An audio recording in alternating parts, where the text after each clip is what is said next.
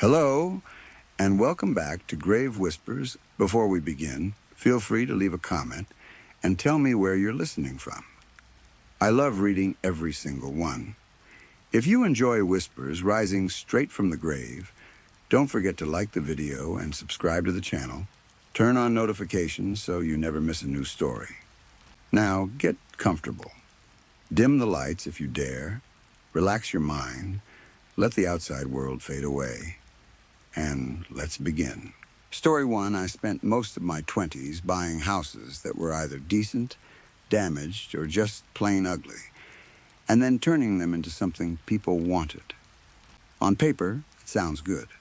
I take a neglected place, put money into it, make it livable again, and sell it to a new family. That is the clean version of the job. That is the version people like to hear. The truth is less pretty. Most of my work is walking through someone's old family home and convincing them that the place they grew up in is not worth nearly as much as they believe. I point out the cracks in the floor, the stains on the ceiling, the old wiring, the bad plumbing, the outdated kitchen, the roof damage, the mold risk, the work needed in every room. I make them feel like they are lucky I am even making an offer.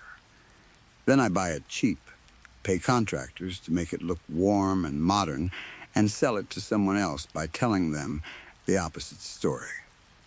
I tell the new buyers the home has character, that it is a place to build memories, that it will hold value for generations. And maybe it will, for a while. Then, 30 years later, some other person like me will walk through it and tell another family the same thing I told the first one. Too old, too damaged, not worth what you think. Let me take it off your hands. That is the circle. I know it is not a noble way to make money. I know there is something ugly about it. I live alone, I have more money than I need, and I sit on it like a dragon sitting on gold. My father did the same thing before me. He taught me how to notice weakness in a house and in a cellar. He taught me when to speak softly, when to seem disappointed, when to shake my head like I was doing someone a favor. For most of my life, I thought that was just what I would become. It did not feel good, exactly. But it kept me busy. And if you do not think too hard about it, the money is easy. Not long ago, I found what looked like a perfect deal. The house was in a town called Pleasantry, deep in Oregon. I had never heard of the place before, which usually meant one of two things. Either it was a dead little town where nobody wanted to live, or it was a hidden gem, waiting for someone with money to come in and dress it up. The listing photos made it look like the second option. The house was big. 5 bedrooms, 3 bathrooms, a decent yard, and an attic that looked like it could be used for storage or turned into something more. The outside had old charm, the kind buyers love if you add fresh paint and good lighting. It had enough space for a rich buyer with too much imagination and not enough need. A person like that would look at it and see a future holiday home, a family retreat, maybe even some rustic dream life they would use twice a year. The best part was the price. The owner was an old man named Terrence. According to the listing and the few messages we exchanged, he lived alone. He said he was the last of his family, and he wanted to sell the house before moving himself into a retirement home. He only wanted about $325,000 for it. From the photos, I would have guessed it could sell for nearly twice that after the right work. Maybe more if I marketed it properly. I figured if I found enough problems during the walk-through, I could talk him down to an even $300,000. So I got in my car and drove 3 hours out to what I expected to be the middle of nowhere. The drive was long and boring, all tall trees, winding roads, and stretches of forest that made it feel like the world had narrowed into a tunnel. When I finally reached Pleasantry, I was surprised. The town was not as dead as I expected. It had a small but clean town square, several stores, a few restaurants, and rows of good-looking homes. The streets were quiet, but not abandoned. The whole place had that small-town charm people pay extra for. For a moment, I thought I had really found something special. Then I pulled up to Terrence's house. It was larger than the homes around it, but it looked worse than the photos. Much worse. The house had the bones of something valuable, but the surface was rough. The siding was dirty, the paint was faded, and the windows looked like they had not been cleaned in years. The front walkway had weeds pushing up between the cracks. The carpet, visible through the front window, looked old and worn. The front door itself looked like it needed to be replaced completely. I remember standing there in front of it, already lowering my offer in my head. Still, size is size. Space sells. A house that big could hide a lot of profit under the dirt. I knocked on the door. Nothing happened. I waited, checked my phone, knocked again, and waited some more. Almost 5 minutes passed before I heard quick footsteps coming from inside.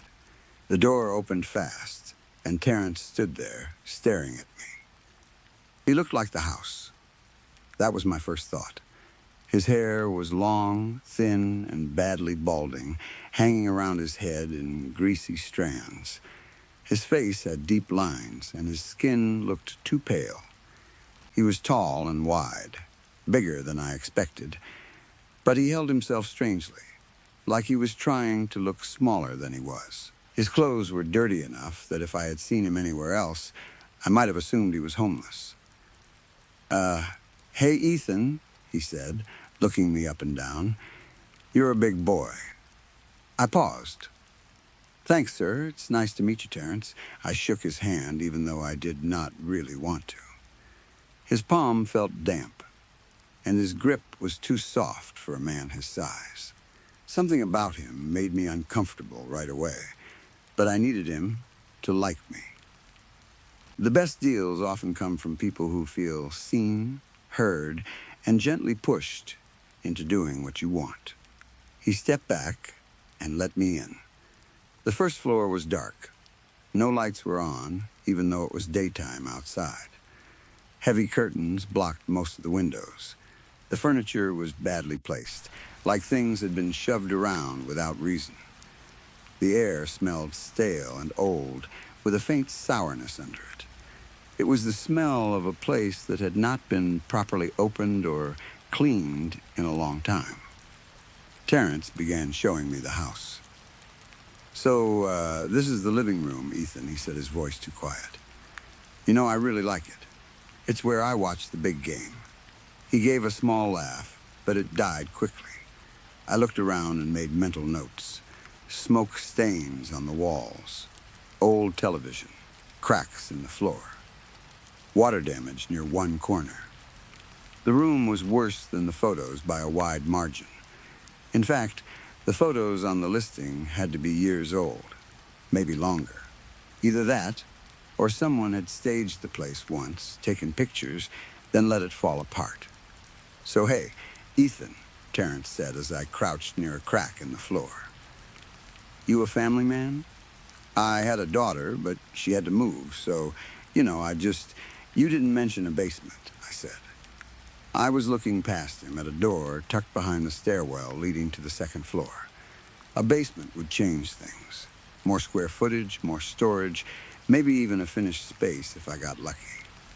Of course, judging from the rest of the house, I did not want to imagine what kind of work it needed down there. Terrence followed my gaze, and his face tightened. Well, we'll get to that last, he said quickly. Come on. I want to show you the good rooms first. Then he turned and scurried up the stairs. That word sounds wrong for a man his size, but it is exactly what he did. He moved fast, almost like he was afraid I would open the basement door before he could stop me.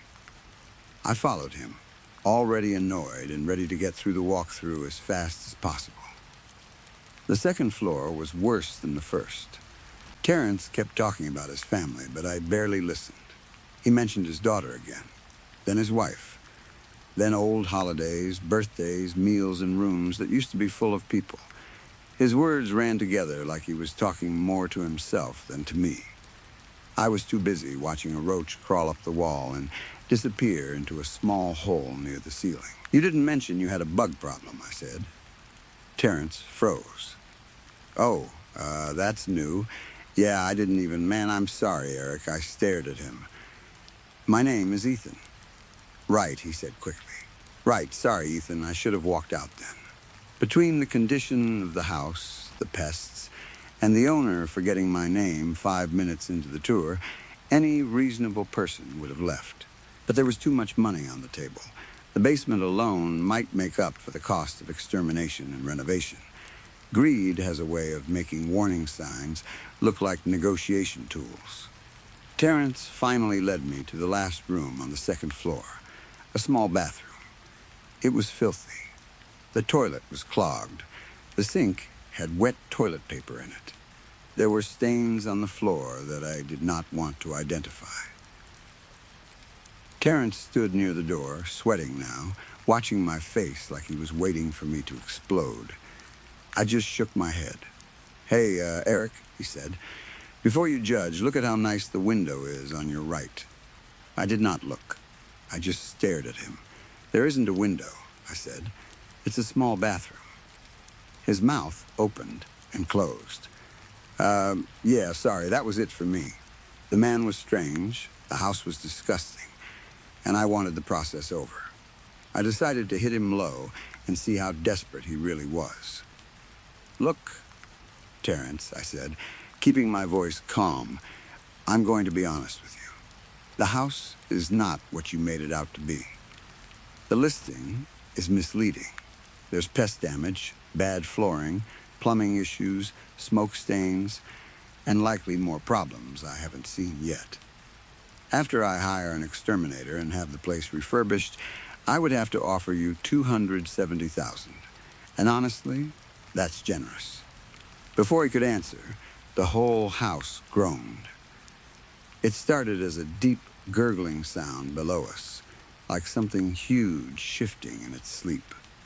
Then came a heavy drumming hum that filled the walls and floor. The bathroom shook. The mirror rattled. Items downstairs began vibrating. The sound grew so loud that I covered my ears. It lasted maybe 10 seconds. Then it slowly faded. I turned toward Terence, ready to ask what the hell that was. He screamed.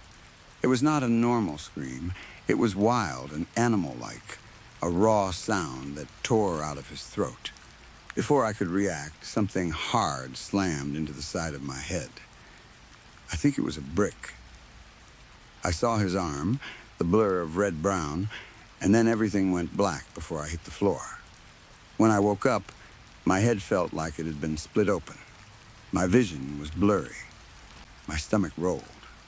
I tried to move my arm, but it would not move. I tried my legs. Nothing. My head, my shoulders, my hands, every part of me was held in place. For a terrifying moment, I thought I was paralyzed. Then I realized I was not lying down. I was hanging. Something tight pressed around my body from every direction. A mask was strapped over my face, and I was breathing through it, but I could not speak around it. Plastic clung to me from my neck to my feet, squeezing me so tightly that I could barely expand my chest.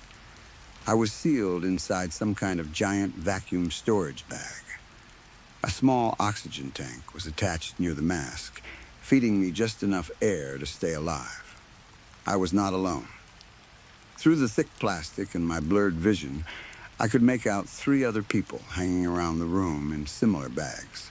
They were suspended from chains or hooks above us, arranged around a table in the middle of the room. The light was bright and harsh. It hurt my eyes. Then I saw the table. There was dried blood on it. That was when I understood I was going to die. A hand pushed against my back, and my bag swung forward. I tried to scream, but the mask turned it into a muffled, useless sound. Terrence stepped around in front of me and stopped the bag with both hands. He leaned his face close to mine. He did not look nervous anymore. His size seemed different now. Bigger, stronger, the fragile act was gone. His eyes were wet, but not with fear. His mouth twisted into a cruel little smile. 3 hours, he shouted through the plastic. That's how long until your little air runs out. I tried to curse at him. I tried to beg. Nothing came out except trapped noise. Terrence gently touched the outside of my mask with one finger, almost lovingly. "You're going to keep us fed for a while," he said. Then he glanced at one of the other bags. "Well, one of you is almost out of air. I got work to do." He walked into another room, leaving us hanging there. Time became strange after that. I could hear my own breathing inside the mask. Every inhale sounded too loud. Every exhale fogged the plastic near my face. My shoulders ached. My head throbbed. The room smelled like blood, bleach, old wood, and something sour coming from behind a closed wooden door at the side of the basement. Eventually, Terrence came back. He walked to the person hanging on my right. It was a young man, maybe younger than me. Terrence pushed a syringe through the plastic and into his body. Then he cut the bag open. Air rushed in. The man fell out hard onto the floor. He tried to stand. He stumbled like his legs were half asleep or drugged. Terrence stepped back and watched him with a grin. The young man tried to run, but he fell from one side to the other, finally slamming into the bag hanging to my left. Terrence laughed. Watching it was like watching an injured rabbit try to escape a coyote.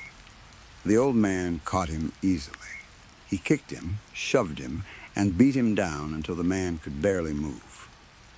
Then he pulled a small knife and stabbed him. I shut my eyes as tightly as I could, but I could still hear everything.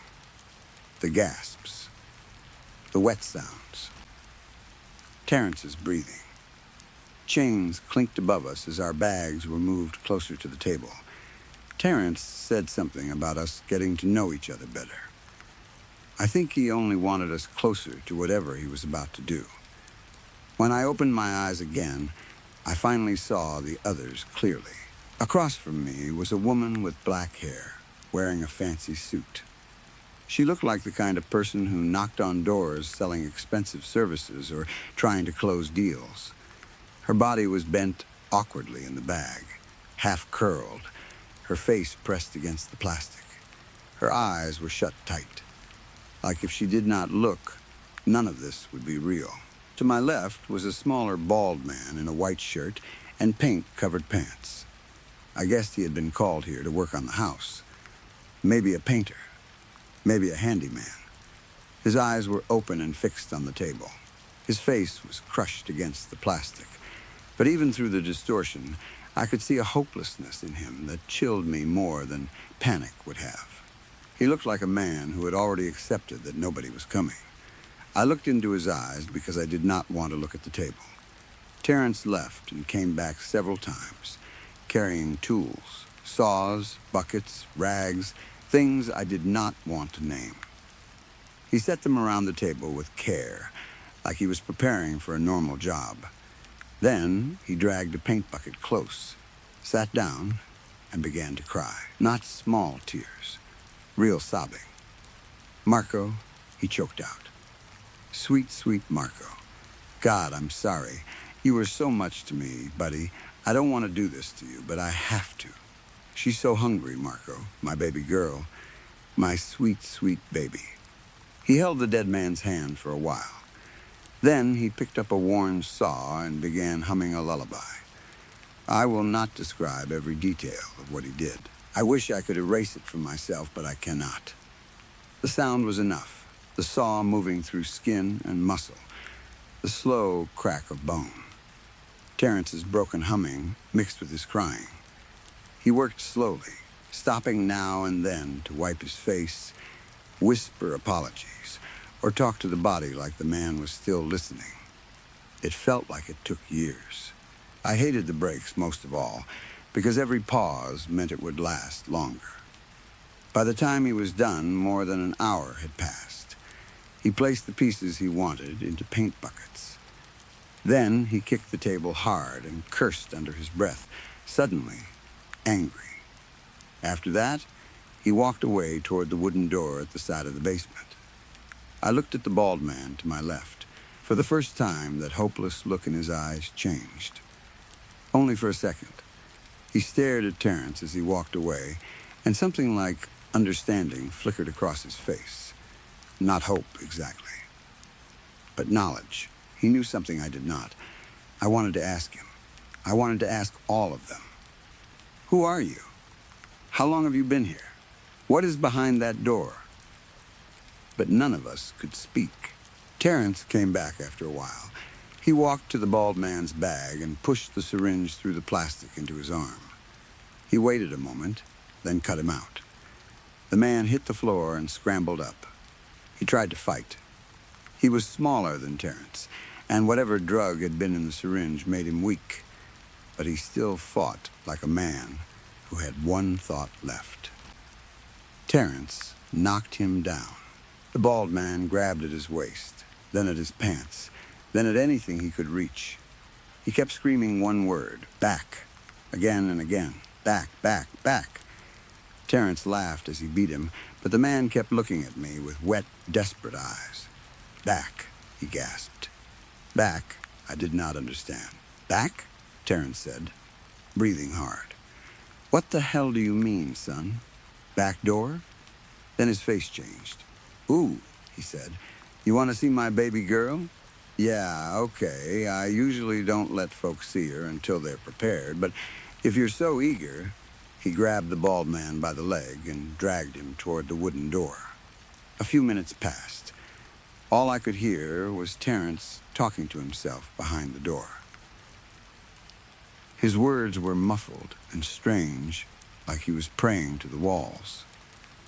Then the rumbling came back. The basement shook violently. The floor trembled. The walls thrashed as if something huge was moving inside them. The drumming hum filled my skull. The light overhead flickered and fought to stay on. I could not cover my ears. I could not turn away. I could only hang there and take it. When the sound finally faded, the only thing in my mind was not my life, or death, or the old man, or the bodies. It was the door. What could possibly be behind that door? Eventually, my turn came. Terrence walked up to me. His old yellow teeth showed as his mouth bent into a frown. He stared at me for a long moment, as if deciding something. Then, without a word, he pushed the syringe through the bag into my stomach and injected whatever was inside. My body went strange almost immediately. By the time he finished cutting the bag open, my arms and legs felt like they belonged to someone else. They were heavy, slow, and wrong. But panic gave me one burst of strength. As I fell forward, I threw my limp body into Terrence's. We both crashed to the wooden floor. The bald man's final words screamed in my head. Back, Terrence shoved me over and climbed onto my stomach. I could barely move, but I forced my right arm around him, reaching for his back pocket. My fingers brushed leather, a holster. He drove a surgical knife into my left shoulder. Pain burned white across my vision. My right hand closed around the handle of a pistol hidden under his shirt. Terrence grabbed my wrist, but the gun came loose in a clumsy, desperate motion. I pulled the trigger, praying the safety was off. The gun fired. Terrence groaned as the bullet tore into his side. I pulled the trigger again and again. Some shots fired. Some clicked wrong in my weakening grip. Terrence coughed and wheezed. Blood poured onto me. His weight collapsed over my chest. No, he gasped. No, no, no, she'll kill us all. What have you done? She can't lose me. My poor baby. I kept squeezing the trigger until there were only empty clicks. Then the drug took me, and the world faded. When I woke again, I do not know how much time had passed. My head pounded. My shoulder was sliced open. My body felt ruined. Terrence's corpse lay heavy on top of me, his blood soaked into my clothes. I shoved him off with what little strength I had. The woman in the bag across from me was still hanging there. Her face was purple. Her eyes were open now, but there was nothing in them. I stumbled toward her anyway. I tore at the plastic with my hands, then grabbed the rusty saw and cut her free. Her body fell limp onto the floor, the oxygen tank landing beside her. I checked for a pulse. I begged for something. There was nothing. In a room full of bodies, I was the only one alive. I hated that. The others had families. Maybe someone was waiting for them. Maybe the woman had children, or a husband, or parents who expected her home. Maybe Marco and the bald man had names and lives and people who loved them. I had no one waiting for me. No wife, no children, no close family. Just money and empty houses. And I was the one who survived. Anger took over. I turned back to Terrence's body and kicked him, again and again. I cursed him until my throat hurt. Then the sound returned. A deep rumble moved through the basement. The wooden door on the side creaked open by itself. It did not swing wide. It opened just enough, like an invitation. I should have run. Instead, half drugged, bleeding, and broken, I stumbled toward it. Some part of me thought I deserved whatever was inside. The room beyond was darker and colder. There were piles of wallets on a workbench, boxes of plastic bags, rusted tools hanging on the walls, paint buckets lined up neatly like supplies for a job, but none of that mattered. On the other side of the room, the floor opened into a massive pit. Not a hole in the normal sense. It was flesh, living flesh. Muscle and wet tissue formed the edges, pulsing slowly. It breathed. Each exhale pushed a cold, rotten smell into the room. Each inhale pulled the air back down into darkness. I walked to the edge and looked in. Something looked back. At the bottom was not a monster to me. Not then. At the bottom was an angel. A daughter I had never known I wanted. A love someone like me did not deserve. She was down there in her warm, terrible womb, waiting, hungry, crying softly for food, needing someone to protect her. Needing me. My baby girl. I stumbled out of the room and returned to the basement. The dead woman lay where I had left her. I lifted her body and carried her toward the pit, toward the open throat of my home. My poor girl waited below. I dropped the woman in. The pit swallowed her, but then my baby wailed. I had been careless. She was too young, too soft. She could not chew pieces that large. I remembered Marco. I remembered the buckets Terrence had prepared. It was hard work carrying them to her, especially with my shoulder bleeding and my body shaking. But no task is too hard for your child.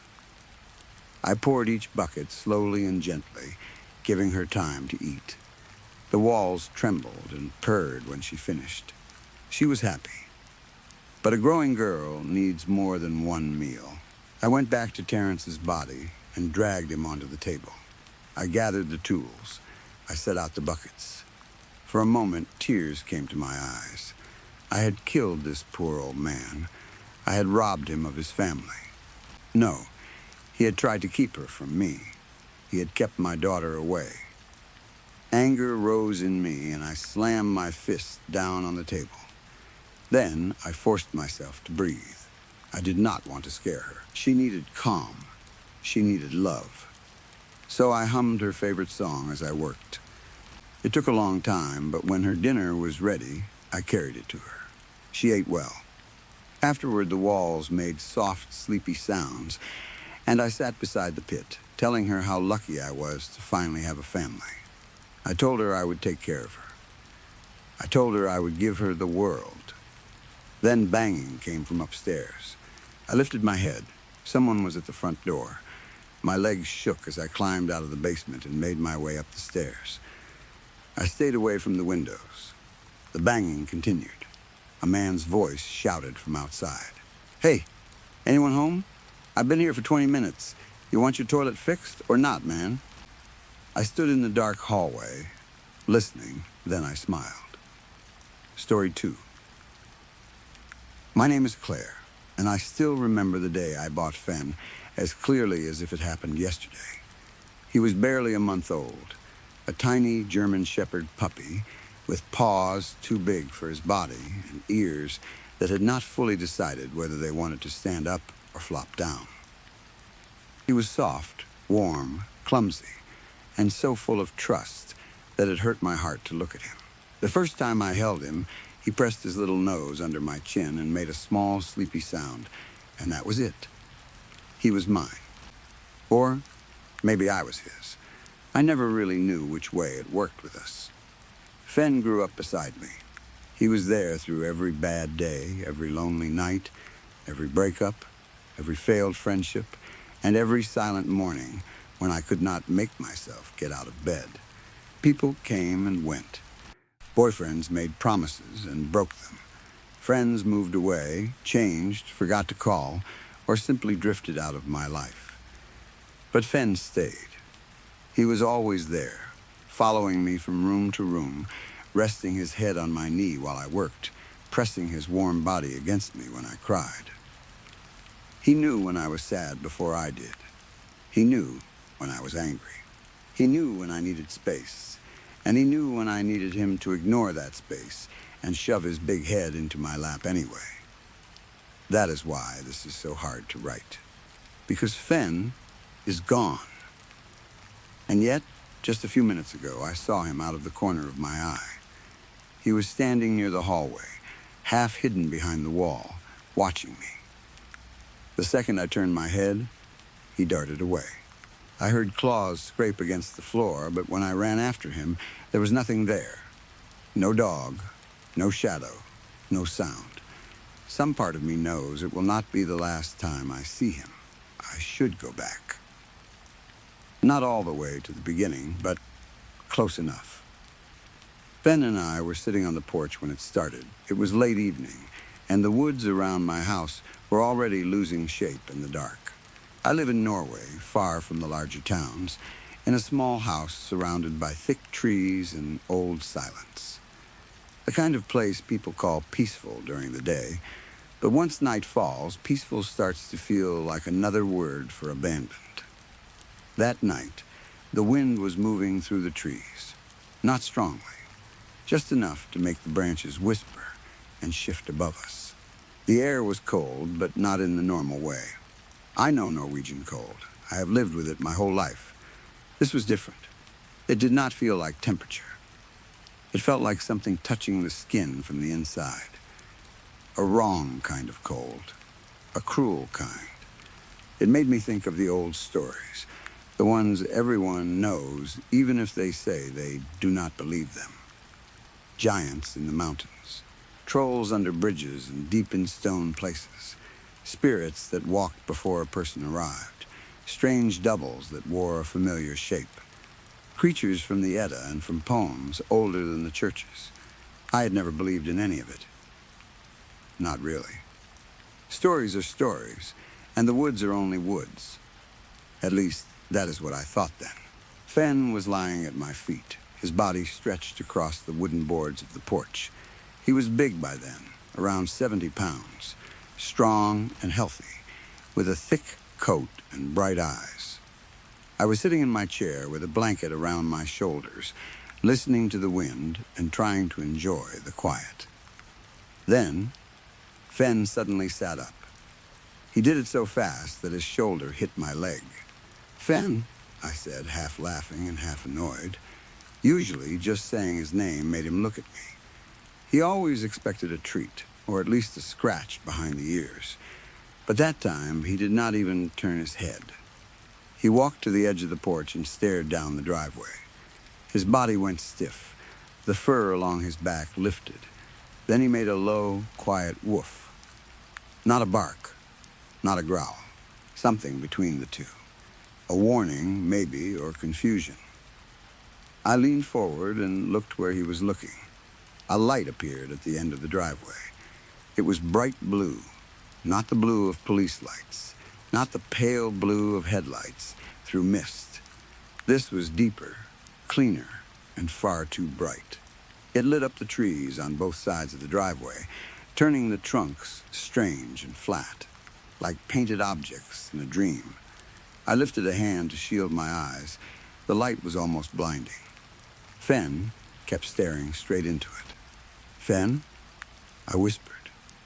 Then he ran. I had never seen him move so fast. He leapt off the porch and shot down the driveway, but it was not the way he ran when he was chasing something. It was not hunting, and it was not fear. It was joy. That is the only word I have for it. He ran like someone he loved was calling him, like he had been waiting for that light his whole life. "Fenn," I screamed. "Come back." He did not stop. The blue light swallowed him between the trees. A moment later, I heard one faraway bark. Then nothing. I stood on the porch for a long time after that. The light stayed for a little while, bright and silent, then suddenly went out. The woods became black again. I told myself it had been headlights. Maybe a car had come down the wrong driveway. Maybe Fenn had run toward it and someone had grabbed him. Dog theft happens. People steal expensive breeds. It was a terrible thought, but it was easier to understand than a blue light calling my dog into the forest. I waited for hours. I called his name until my throat hurt. I walked down the driveway with a flashlight, shining it between the trees, trying not to think about how deep the woods went. I listened for barking, whining, footsteps, anything. There was nothing. Just wind, branches, and my own breathing. It was almost morning when I saw him again. I was standing on the porch, exhausted and cold, when something moved at the tree line. Fenn stood there, partly hidden between two trunks. I knew his shape instantly. I knew the way he held his head. I knew the outline of his ears and shoulders. "Fenn?" I said. He looked at me. Then he woofed once and ran back into the trees. I went after him, of course. I ran down the steps and across the yard, but by the time I reached the tree line, he was gone. I called for him again and again. No answer came. By then, the sky was starting to lighten. I was shaking from cold and fear and lack of sleep. I told myself he was close. I told myself he would come back once he got hungry. I went inside and tried to rest for a few hours before making missing posters. I am a freelance writer, so at least I did not have to go into an office that day. I work from home, and I can move my hours around when I need to. I went to bed around 6:30 in the morning and woke up around noon with a heavy, sick feeling that something was wrong before I even remembered why. Then I looked at the empty space beside my bed where Fenn usually slept. I made the posters right away. Missing dog. German Shepherd. Male answers to Fenn. Friendly, reward offered. I added my phone number and a photo of him from a few months earlier, sitting in the snow with his tongue out and his ears standing tall. Then I drove into town. It is a small town, the kind where everyone knows your name, your dog's name, and probably what you bought from the store last Tuesday. Fenn was known by everyone. He came with me almost everywhere. The post office, the small grocery, the cafe, even the restaurants. Nobody minded. Fenn was everyone's friend. He was gentle with children, patient with old people, and shameless when it came to begging for scraps. My first stop was the post office. Turid, the sweet older woman who worked there, saw the posters in my hand before I even reached the counter. "Missing dog Claire?" she asked. Her face had already softened with worry. "Yeah," I said. "Fenn ran off last night." The words hurt more once I said them out loud. Turid knew Fenn well. She always kept a little bag of treats behind the counter, just for him. Hearing that he had run off seemed to hurt her, too. "Oh, sweetheart," she said. "I'm so sorry." "It's okay," I said quickly, because I needed it to be okay. "I'm sure he'll be back soon. Let's hope so." She walked away slowly with her walker, and I put up one of the posters on the notice board. After that, I posted more around town. On shop windows, on the board outside the grocery store, near the little calf, and on a pole by the parking area. The whole time, I felt like I was being followed.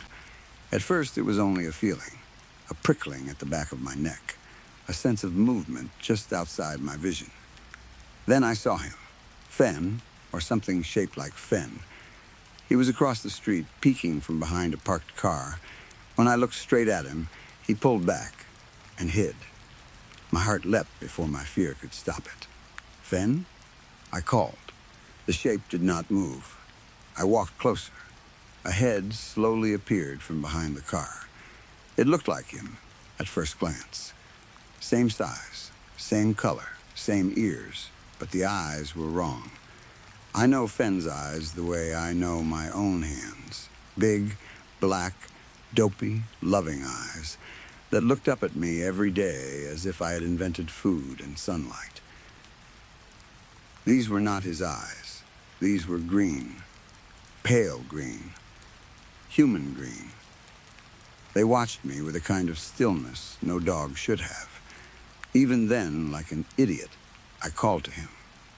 "Fen, come here, boy. Tell Mama what's wrong." I will regret that for the rest of my life. He came out from behind the car. And he was all wrong. His legs were twisted backward. Not like they had been placed on the wrong sides of his body, but like they had been bent and turned until the joints no longer knew what they were supposed to do. He moved toward me in a horrible, broken shuffle, each step making soft cracking sounds that reminded me of small bones being snapped between fingers. His body was too thin. His fur clung to him in strange patches. His head hung at the wrong angle. I held out my hand out of habit, then pulled it back with a gasp. The thing wearing Fen's shape looked at my hand, then at my face. Those green eyes were terrible. They were almost beautiful, but only because they did not belong on a dog. They looked like the eyes of a person trapped inside something else. A car drove by behind me. I barely noticed it, but the thing did. It jerked backward, suddenly fast, and dove behind the parked car again. A second later, it peeked out at me from the same place, just enough for one green eye and half of its muzzle to show. That was when I started walking back to my truck. Not running. Running felt like a bad idea. Running would make it chase me. So I walked quickly, fighting the urge to look behind me every second. It followed. Every time I glanced back, I saw it peeking from behind another car. A wall, a corner, a trash bin. Never in the open for long. Always watching. Always hiding the moment I turned. I got into my truck and locked the doors. The thing was standing near the corner of a building, peeking at me again. I started the engine and drove back to every place where I had put up a poster. I tore them down one by one. I did not want anyone calling me to say they had found Fen. I did not want anyone trying to bring that thing home. I did not want anyone touching it. The following stopped when I turned onto my driveway. For a few minutes, I thought maybe I was safe. Then I reached the house and saw my neighbor Ran standing on my porch. Ran was an elderly widow who lived a short distance away. Her husband had died many years ago, and over time she had become more like family to me than a neighbor. Maybe even more like a mother than my own had ever been. We checked on each other often. I helped her with heavy things, and she brought me food when she cooked too much.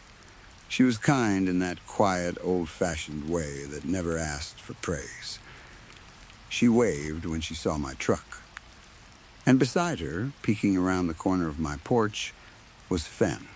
Not the twisted thing from town. My Fen. At least, he looked like my Fen. I slammed the truck into park so hard the transmission banged before it caught. I got out and walked toward them, my eyes fixed on the dog. "Well, hello, sweetie," Rand said. "It's nice to see you again. Look who I found." "Where did you find him?" I asked. My voice sounded flat and strange. "Well, see, that's the strange part," she said. "He found me. I was in my living room early this morning. I don't sleep in the bed much anymore. There was this bright light coming from my porch, and I thought some hoodlums were parking in front of my house to scare me again. My skin went cold. But no," she continued. "It was your sweet boy, Fen. I opened the door to yell at those kids, and the light went out. There he was, looking for a treat. So I gave him a piece of chicken and let him sleep at my house for the morning. I'm sorry I didn't tell you, dear. I couldn't find my phone to call you. I swear that thing does everything except float away when I need it." "It's okay, Ran," I said. "He's here now. That's all that matters." I did not believe my own words. Rand smiled and patted Fenn's head. He did not react much. He just sat there, watching me. "Well, I'll be off then," she said. She walked away slowly, waving over her shoulder and calling goodbye a few more times. Usually when Fenn saw me after even an hour apart, he knocked me over. He would jump, bark, spin, and slam his full weight into me like I had returned from war. But this Fenn did not move. He just sat on the porch. And now that Ran was gone, I saw how thin he was. Too thin. He looked like a bedsheet had been draped over a bag of bones. His ribs pressed against his fur. His eyes seemed darker now, but not in the right way. There was no happy spark in them. No recognition. No Fen. I moved past him carefully and went inside. Then, I locked the door. I left him outside. That felt cruel. It felt evil. Some part of me screamed that I had just locked my best friend out of his own home. But another part, older and deeper, knew that whatever sat on my porch was not my dog. The rest of the evening was almost normal, if you ignored the thing outside my door. I showered. I made dinner. I washed dishes. I checked the locks. Fen sat on the porch the whole time. Sometimes I saw him through the window, staring in. Not scratching, not barking, just studying me. When I went to bed, I left the kitchen and living room lights on. If I had to run, I did not want to do it in the dark. Sleep came badly. When it did come, it brought nightmares. I dreamed I was lying on a stone table beneath a black sky. Torches burned around me in a circle, their flames whipping in a wind I could not feel. Tall men stood above me, huge men with broad shoulders and heavy axes. Their faces were hidden by shadow and animal skins. They spoke in a language I did not understand, old and rough, full of hard sounds that seemed to scrape against the air. They danced around the stone. They lifted their heads and shouted. They drank from horns until they could barely stand. Then the ceremony began. I tried to move, but I could not. Something held me down. Ropes, maybe, or hands. The men raised their axes. Their chanting grew louder. Then I looked into the crowd. Fen was there. He stood between the torches, watching me with those green human eyes. The second our eyes met, I woke to a crash in the kitchen. I sat up in bed, frozen. The house was silent for one breath. Then I heard something moving, not walking, shuffling, heavy, uneven, dragging across the floor. I did not get up. I did not call out. I held my breath and stared at the doorway. A shape stepped into the frame. It was a man, the tallest man I had ever seen. His body was human, or close to human. Long arms, long legs, bare skin stretched over bone and muscle, but his head was Fenn's. Not exactly Fenn's head. It was hairless, stretched, and wrong.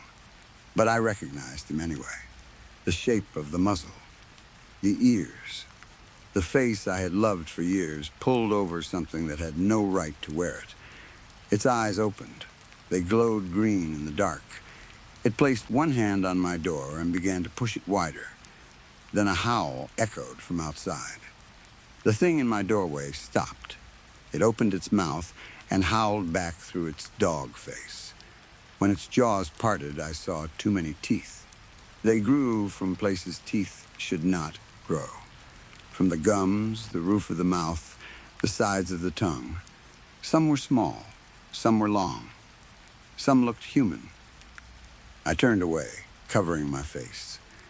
When I looked back, the doorway was empty. I heard a pounding shuffle moving away through the house. I prayed it was leaving. I pulled the covers over my head like a child and cried until I fell into a shallow, broken sleep. My alarm woke me in the morning. I sat up fast, soaked in sweat and dried tears. For one wonderful second, I thought it had all been a dream. Then I stepped into the kitchen. Most of the room was normal. Then I saw the fireplace. A fox lay on it. It was small, bloody, and cut open. Its body had been placed carefully, almost respectfully, in the same position I had been in during the nightmare. Around it was a circle of fake candles, the battery kind I kept in the junk drawer. A shrine, like the stone table, like my dream. I stood there with one hand over my mouth, unable to scream. Then I grabbed the fox with a trash bag and threw it outside. I spent the whole morning cleaning, trying to scrub the smell of dead fox out of my house. No matter how much bleach I used, I still smelled it. Rot and blood and something older. Later that day, I went into town to buy more bleach. As I walked into the store, I stopped. There, in the exact place where I had put one of Fenn's missing posters and later torn it down, was the poster again. My poster. Fenn's picture. My phone number. Someone, or something, had put it back up. I started to reach for it, but then I saw the bottom. All the contact slips were gone. Every single one. I took a picture of the shrine before I threw the fox out. I did not know why at the time. Maybe some part of me knew I would need proof. Maybe I needed someone else to look at it and tell me I was not losing my mind. I have a friend named Sine who works at the small college in town. She studies old beliefs, folklore, rituals, and all the dark little corners of history people usually laugh about until they need them. I called her and asked if we could meet. I must have sounded bad, because she did not ask many questions. When I drove up to the college, she was already waiting outside. Sine, I said as I got out of the truck. Hi, thank you for meeting me. She hugged me. We had not seen each other in weeks, but this was not a warm reunion. She held me for a second, then pulled back and looked at my face. Let's go somewhere private, she said. My office is inside. I nodded. Her office was small and crowded with books. Old maps hung on the walls. There were stacks of papers on the desk, and little carved figures sat on the shelves. Normally, I would have teased her about the mess. That day, I just sat down across from her and gripped my phone in both hands. So, Sine said carefully, "Tell me what is going on with Fenn." I told her everything. I told her about the blue light, about Fenn running into it like someone had called him, about seeing him at the tree line, about the missing posters, about the thing in town that looked like him but had backward twisted legs and human green eyes. I told her about Rand returning him, about the light on Rand's porch, about the thing sitting outside my door. I told her about the dream, the man with Fenn's head, the fox on the fireplace, and the poster that had been put back up after I tore it down. I did not leave anything out. Sine listened without interrupting. Her face became more serious with every detail. She did not look at me like I was crazy, but she did look afraid, and that scared me more than doubt would have. "Oh," I said suddenly, "I have this. I showed her the photo of the fox shrine. She took my phone and stared at the image. Then she turned it sideways, zoomed in, and stared longer. "Claire," she said quietly, "this is not good." I let out a bitter laugh. "Yeah, I figured that part out. That thing is not Fen. Brainiac," I snapped, because fear was making me cruel. A dog can't make a shrine. "What is it?" Scene did not get angry. She kept looking at the photo. "What did you feel when Fen was on the porch?" she asked. "When you first saw him with Ran?" I thought about it. Relief, I said, for a second, and nostalgia. I remembered all the good times we had. I wanted him to be my dog so badly. Sine closed her eyes for a moment. "That is what I was afraid of." "What?" "Claire," she said, "Fen is gone." I shook my head immediately. "No, he has been dead for days. Maybe longer, maybe even weeks, depending on when it truly started. This kind of behavior is late in the transformation cycle." My throat tightened.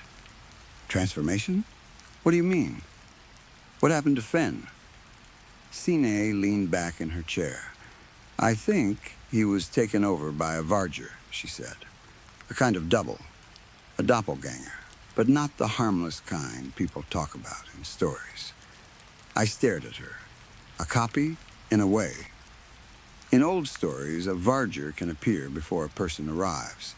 People hear footsteps, see someone's shape, or think their loved one has come home before they actually do. But not all versions are simple omens. Some are hungry. Some do not just appear before the real thing. Some replace it. They wear memory. They use love as bait." My eyes burned.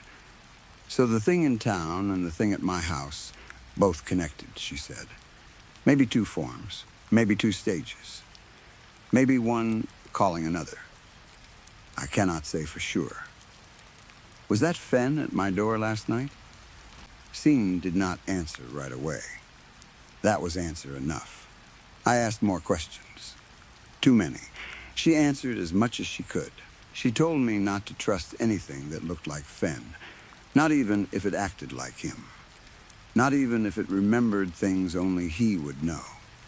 She told me not to invite it inside, not to feed it, not to follow it into the woods, and above all, not to let anyone return my dog to me. By the time I left, I felt hollow. I did not want to go home. The thought of that porch, that door, that thing watching through the window made my chest tighten. So I called Rand to ask if I could stay with her for the night. She did not answer. That was not normal. Rand misplaced her phone often, sure, but she almost always called back quickly. I tried again. Nothing. "Odd," I whispered. I told myself she was probably home and had simply lost the phone again. It was late afternoon, not night yet. I could drive over, check on her, and maybe stay there if everything was fine. Everything was not fine. The moment I stepped out of my truck in front of Rand's house, I threw up. The smell hit me like a wall. Death and rotting fruit. Sweet, rotten, thick air that seemed to coat the inside of my throat. I knew something terrible was waiting inside before I reached the porch. The windows were broken. Glass glittered on the ground. The front door was not fully closed. I had always known in some quiet part of myself that one day I might find Rand dead. She was old. She lived alone. It was one of those sad thoughts you push away because there is nothing useful to do with it. I had imagined finding her peacefully in her chair, maybe, or not waking up from sleep. Not like this. I pushed open the door. If the man with Fenn's head had not been enough to break me, what I saw inside almost did. Rand was suspended in the middle of the room by ropes tied to opposite sides of the house. One rope was fastened near the mantel. The other ran toward the kitchen. Her body hung several feet off the floor, turned in a way no body should be turned. Her back had been cut open. Her ribs had been broken outward and spread like wings. Her lungs hung behind her, dark and wet. Flies crawled over her skin. Maggots moved in the ruined flesh. The smell was so powerful that I dry heaved even after there was nothing left in my stomach. I sobbed. I could not help it. Ran had been kind. She had brought me soup when I was sick. She had called me sweetie. She had found Fen and fed him chicken because she thought she was helping. I started to back out of the house. Then I saw the note. It was tucked between her toes. The last thing I wanted to do was touch her, but I knew I had to take it. I stepped closer, shaking so badly I almost fell. I whispered, "I'm sorry," though I do not know if I was speaking to Ran, to myself, or to whatever still watched from the corners of that ruined room. Her joints were stiff when I pulled the note free. I turned away and unfolded it with trembling hands. Before I could read it, I saw movement outside the broken window. Fen was peeking from behind a tree. Not my Fen. The other one. The thing with the wrong eyes. The moment I looked at him, he darted away. I forced myself to look back at the note. The writing looked like Old Norwegian, or something close to it. Not exactly Bokmal, though I could make out the meaning with effort. The letters seemed sharp and old, like they belonged carved into wood instead of written on paper. Mir, ekem heim, komin. My blood went cold. Mother, I have come home. I stood there with Ran hanging above me, the smell of death filling my lungs, the note shaking in my hand, and I finally understood something I had been trying not to understand. Whatever had taken Fen had not only followed me home, it had found a mother, and now it knew how to come back. Story 3. When I opened my eyes today, I was no longer in my room. At first, I thought I was still dreaming. The place around me did not look real. It did not look like any place I had ever seen before. There were no walls, no ceiling, no floor, and no sky. There was only darkness stretching in every direction, and inside that darkness were countless glowing strands. They surrounded me from all sides. The strands looked like roots, or maybe wires, but they were alive in a way I could not understand. They branched into one another, splitting into thinner lines, joining again, and spreading farther than my eyes could follow. Some were thick and bright, while others were faint and thin, almost disappearing into the blackness. Tiny sparks ran through them every few seconds, flashing like little stars racing through a strange underground forest. For a while, I only stared. My mind could not understand what my eyes were seeing. There was also a smell in the air. It was heavy and metallic, like iron, like blood on a coin, like rust on old machinery. I breathed it in and immediately felt sick. The smell was everywhere, stuck to the air, stuck to my tongue, filling my chest with a strange tightness. I looked around, hoping to see someone, anyone, a person who could tell me where I was, a voice that could explain what I was supposed to do. But there was no one. I was alone. The glowing strands kept moving silently around me. The sparks kept running through them. The darkness beyond them looked endless. I clutched my head with both hands and sat down right there, though I was not even sure what I was sitting on. There was no visible ground beneath me, but somehow my body did not fall. I sat in the middle of that impossible place, breathing hard, trying to remember what had happened before I opened my eyes. I remembered being tired. That was the first thing. I remembered coming home late, my body heavy, my head full of noise. I remembered lying down and thinking I only needed a little sleep before another day started again.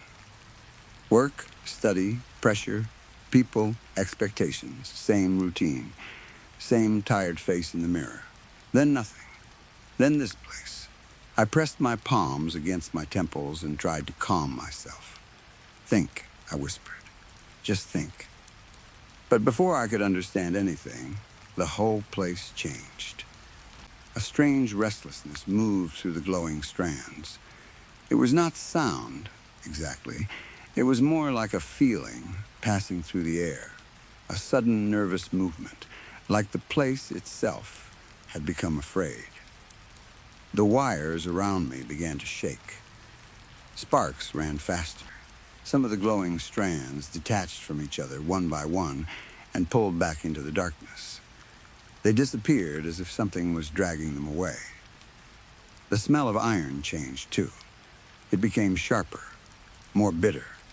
It reminded me of the smell before a thunderstorm, when the air feels electric and dangerous. Ozone, burnt metal.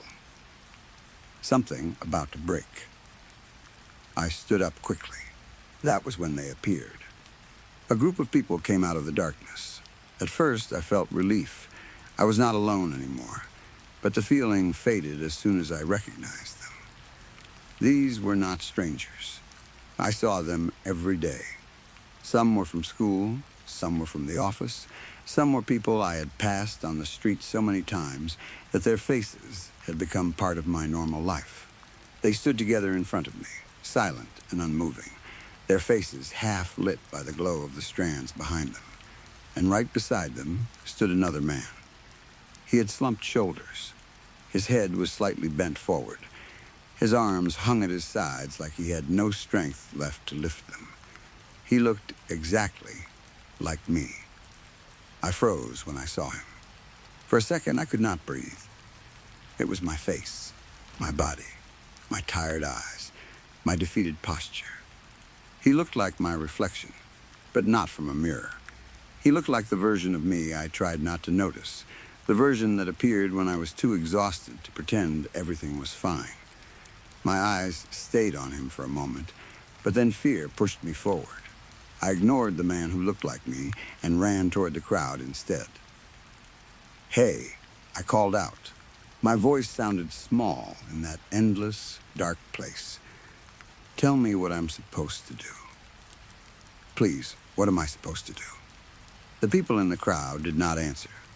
Then a heavy-set man in an office suit pushed his way forward. I knew him immediately. My boss. His face was red with anger, and his shirt was tight around his stomach. He looked exactly the way he looked in the office when he wanted to make someone feel small. "If the work is finished," he shouted, "then start cleaning up. You are not allowed to leave before time." I stared at him. "What? But I already finished the tally work, didn't I?" He stepped closer. "So what?" Before I could answer, he shoved a broom into my hands. "The work was light today," he said. "So now you will do this." I looked down at the broom. My fingers closed around it automatically, even though I did not want to take it. "Okay," I said quietly. "Fine, I'll do it." I began sweeping the place. But there was nothing to sweep. There was no floor beneath me. No dust, no dirt, no office, no tables, no chairs, only darkness and glowing strands. Still, I moved the broom back and forth because he was watching me, and his watching felt heavier than the broom in my hands. "Do it properly," he barked. "You have to mop after this too." I stopped moving the broom and looked at him. "But this place is already clean." "What?" His eyes widened with fake anger. "Look properly. Take this mop and scrub it well." A mop appeared in my hands before I even understood what was happening. I swallowed. All right. I bent down and began scrubbing the floor that was not there. My arms moved back and forth. My back hurt. My chest tightened.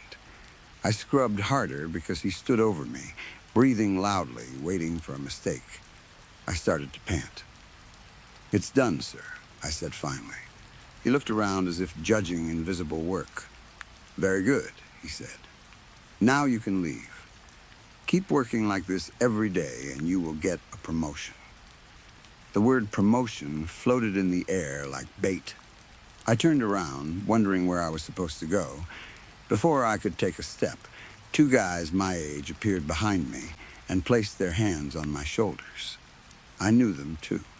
They were the kind of friends who always appeared when they needed something and disappeared when I did. "Hey, Rahul," the first one said with a grin. "Leaving all by yourself? Come on, let's party today." I looked at them. My body was tired. My mind was tired. I wanted to say no. Instead, I heard myself say, "Okay, fine," then I smiled. The second guy clapped his hands. "Rahul is treating us today." My smile faded. "What?" "But I treated you guys yesterday." The first one laughed. "So what? Your boss talked about giving you a promotion, right? We should celebrate that." "Oh," I said slowly, "I see." The second guy leaned closer. "Rahul is going to spend big today." I wanted to tell them I had almost no money left.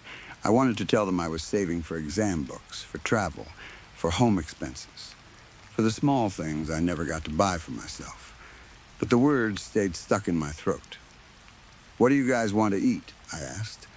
"Our stomachs are completely empty," the second one said. "We are going to feast today." The first one laughed.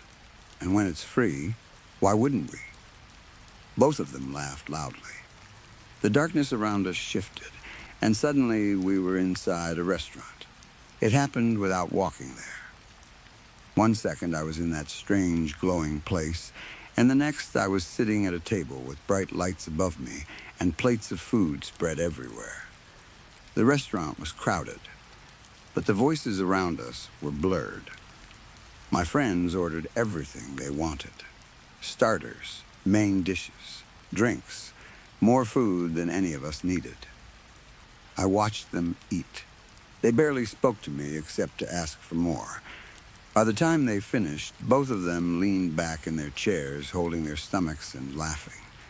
"We can't even walk now," one of them said. "You pay the bill and leave." I blinked. "But you guys were supposed to come home with me." The second one waved a hand lazily. "Oh, we have to go somewhere else, too." "Okay," I said.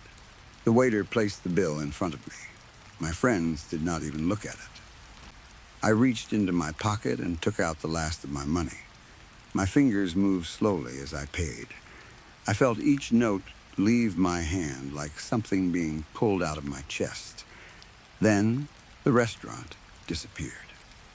A door appeared in front of me. I stepped through it. I was home. The familiar smell of food reached me first. Then I heard my mother's voice from the kitchen. "Change your clothes," she said. "I'll serve dinner." I stood near the doorway, tired and heavy. I already ate out today. She came out of the kitchen and stared at me. "What? Again?" Her voice sharpened. "This is the third time this week."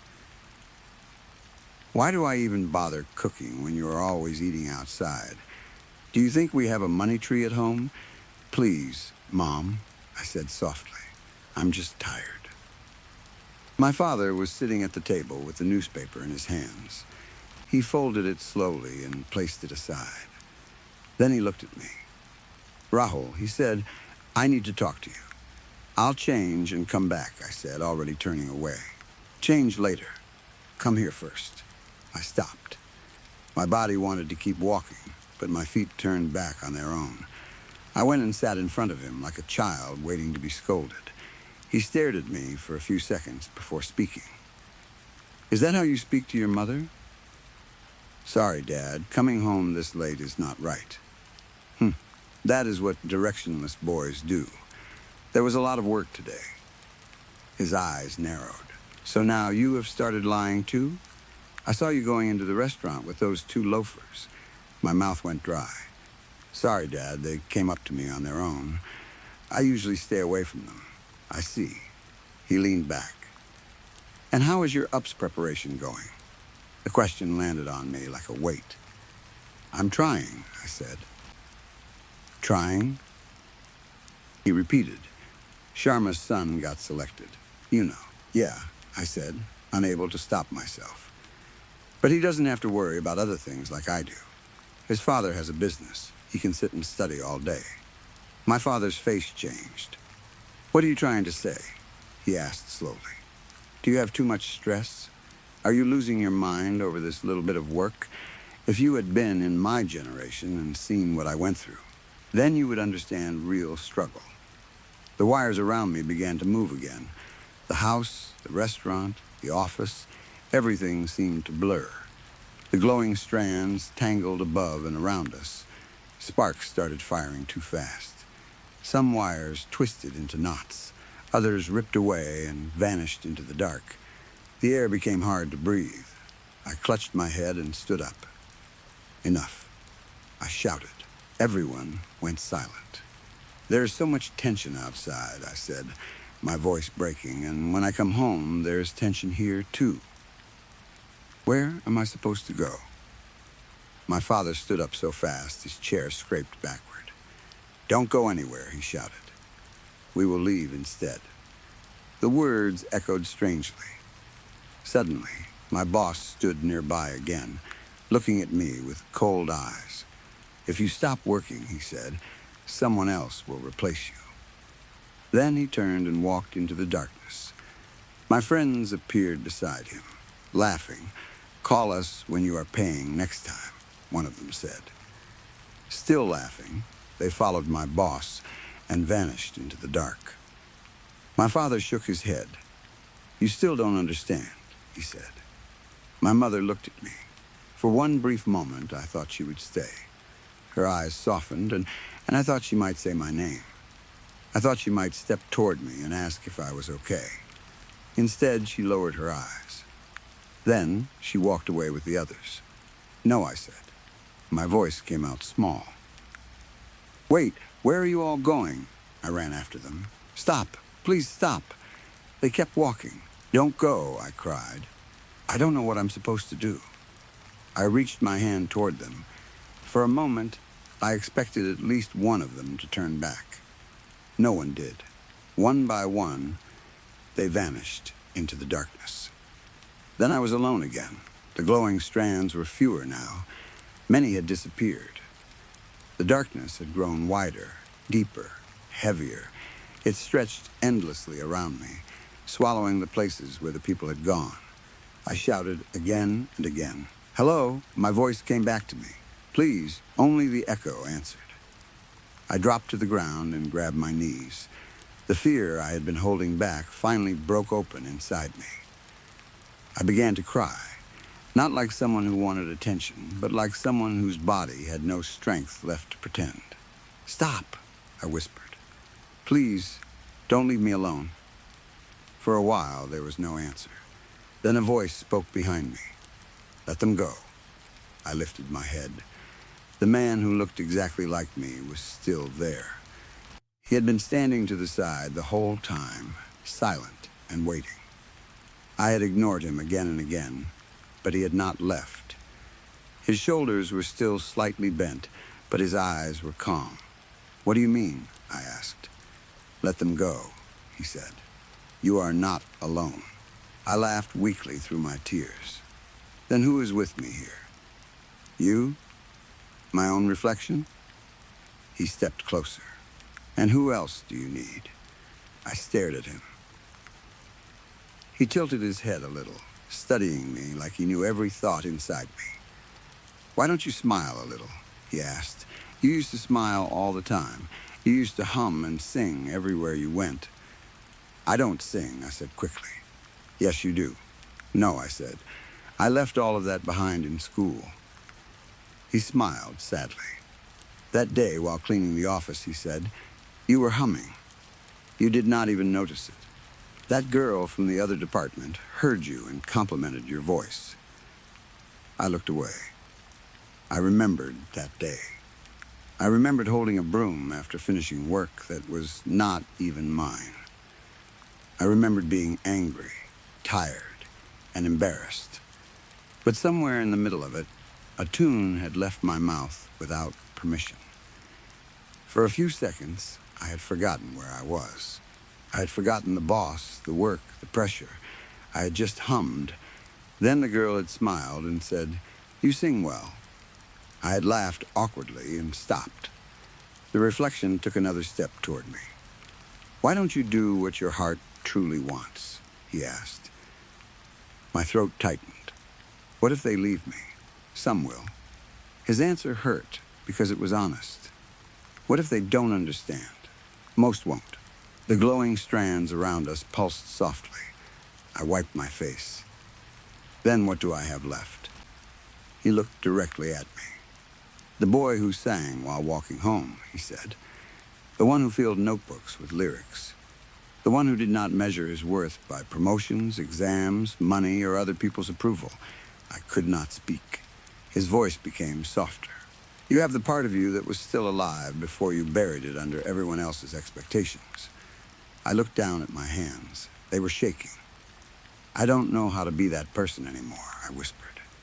"Yes, you do," he said. "You were just afraid of disappointing people who were never satisfied with you in the first place." The words hit me harder than any insult.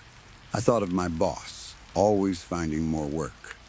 My friends, always taking. My father, always comparing. My mother, always tired and disappointed. Everyone wanted something from me. Time, money, respect, results, obedience, proof. And somewhere in all of that, I had forgotten to ask myself what I wanted. I had forgotten that I was a person too. The reflection came closer until he stood right in front of me. "You kept asking them what you were supposed to do," he said, "but you never asked yourself." I looked into his face. It was my face, but not as I usually saw it. Not tired in the mirror, not forced into a smile, not lowered in guilt. He looked sad, yes, but also kind. He looked like the part of me that had been waiting patiently in the dark for years. "What if I fail?" I asked. "Then you fail while being yourself. What if I lose everything?" "You are already losing yourself. Nothing is heavier than that." I closed my eyes. For a moment, I heard all their voices again. "Work harder. Study more. Don't waste time. Be practical. Don't argue. Don't sing. Don't dream. Don't disappoint us." The voices rose around me like a storm. Then I heard another sound beneath them. A faint tune. It was so soft at first that I almost missed it. A melody I used to hum when I was younger, walking home from school with my bag over one shoulder, tapping rhythms against my notebook, writing lyrics in the margins of pages that were supposed to hold math formulas. I had forgotten that boy. No, I had not forgotten him. I had abandoned him. The reflection smiled. "Yourself," he said. Then he stepped forward and merged into me. The moment he touched me, the world changed. The sharp smell in the air faded. The iron, the blood, the burnt ozone, all of it disappeared. In its place came a softer smell, clean and cool, like the earth after rain, like wet soil, like the first deep breath after a storm finally ends. The glowing strands around me began firing, all at once. Light rushed through them in every direction. Sparks moved faster and faster until the whole darkness filled with golden white flashes.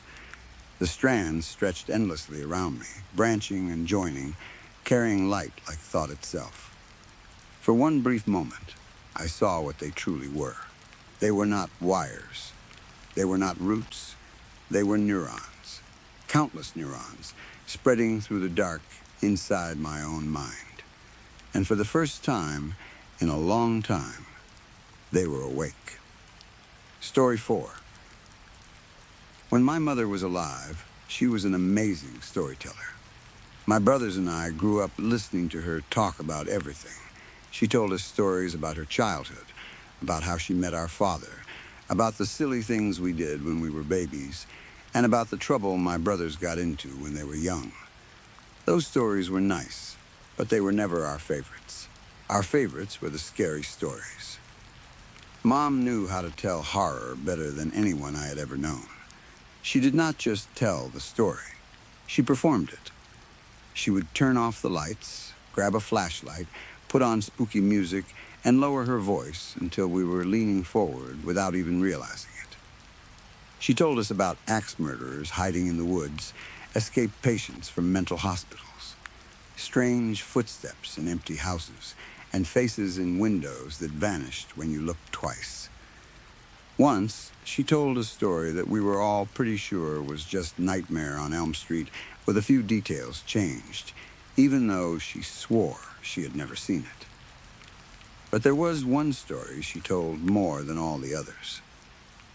The Bitter Beings. That story was different. When Mom told us about the Bitter Beings, she did not use a flashlight. She did not play music. She did not make silly faces or jump out at us from behind the couch. There was no drama in the way she told it. No joking. No wink to let us know it was all pretend. She would sit us down in a circle, usually in the living room after dinner, and speak in a quiet, serious voice. My brothers and I would sit cross-legged on the floor, staring at her like she was giving us a warning instead of telling us a bedtime story. The Bitter Beings have 2 warning signs, she told us once. Her voice had been so certain that it almost hypnotized us. When they are near, red lights follow. And with those red lights comes a sound. Everyone hears something different. Her eyes drifted down to her feet for a moment, like she was remembering something she hated. Then she looked back up at us. I heard ticking, she said, like a clock. My father heard a whistle. It is always different. But you will always hear something. My brother Noah looked up at her, confused and a little scared. What are they? He asked. Mom looked at him with a small, sad smile. We don't know. That answer scared me more than any monster description could have. Most adults explain things. They give names, rules, reasons, but Mom's honesty made the story feel too real. They visit everyone in our family at least once, she said. They visited me. They will visit you. What do they want? I asked. My voice shook a little, and Isaiah, my other brother, snickered at me. I smacked his arm, but I could barely take my eyes off Mom. She looked at me for a long moment. You'll know when it happens, she said. That answer sent a chill down my spine. I felt that same chill again the night we drove back home for her funeral. Mom had died in Ashford, the town where I grew up. I lived in Texas now, nearly 10 hours away by car, so the drive felt endless. My girlfriend, Angie, came with me. After 5 hours on the road, conversation became more valuable than gas, so I told her about the Bitter Beings. You really believe that? Angie asked, biting into the Slim Jim she was holding. It sounds like your mom was just trying to scare you kids. I don't know, I said, keeping my eyes on the road. It was just different when she told that one. I don't know if I believe it, but she did. As soon as I said she did, something in my chest hurt. Talking about Mom in the past tense still felt wrong. She had been sick for years, and we all knew death was coming.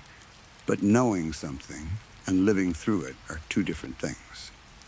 Angie noticed the change in my face. She always noticed. She reached across the center console and placed her hand over mine. Her hand was warm against my skin. Her thumb moved slowly over the back of my hand, and the tight pain in my chest softened. You're too good at that, I mumbled. She smiled, and her laugh came out light and sweet. It's my job, she said. I glanced over at her. Her brown eyes were soft with concern. Her curled hair, which she had spent hours on before the drive, had already started losing its battle with the Texas humidity. Still, she was the most beautiful person I had ever seen. She leaned over, kissed my cheek, and rested her head against my shoulder. Wake me up when we get to the hotel, she said. Sure thing, I replied, kissing the top of her head. She fell asleep with her arm hooked around mine, and I kept driving. For a while, I counted the white center lines on the road. They flashed past one after another, pulling me deeper into my own thoughts. With Angie awake, things had felt easier. She made everything easier. But with her asleep, I had nothing to distract me from the truth. My mother was dead. I was driving home to bury her. The strangest part was that her death itself was not what hurt the most. She had been suffering for a long time. Part of me was relieved that her pain was over. What was eating me alive was guilt. She had died without knowing about Angie and me. She had died without knowing that her daughter was in love. I had been too scared to tell her. When I told Dad, it had destroyed everything between us. He had shouted at me through the closed front door, saying things I still heard when I tried to sleep. No daughter of mine is with a black girl. Those words had ended our relationship for years. If Dad felt that way, I was terrified Mom might feel the same. I could not risk having her die hating me. I could not risk seeing disappointment in her eyes, or worse, disgust. So I said nothing. I kept Angie away from her. I told myself I was protecting my heart. Now Mom was gone, and all I could think about was how much time I had wasted. I wished I had told her. I wished I had brought Angie home. I wished I had watched Mom pull out old photo albums and embarrass me with baby pictures while Angie laughed until she cried. But it was too late. Angie would meet my mother in a coffin, with her face made up to look peaceful and her hands folded like she was only sleeping. I leaned my head back against the seat and sighed. Angie shifted in her sleep and held my arm a little tighter. I looked at her and smiled, despite myself. Mom would have loved her, I thought. Wherever Mom is now, she knows. She is happy for me. I tried to believe that.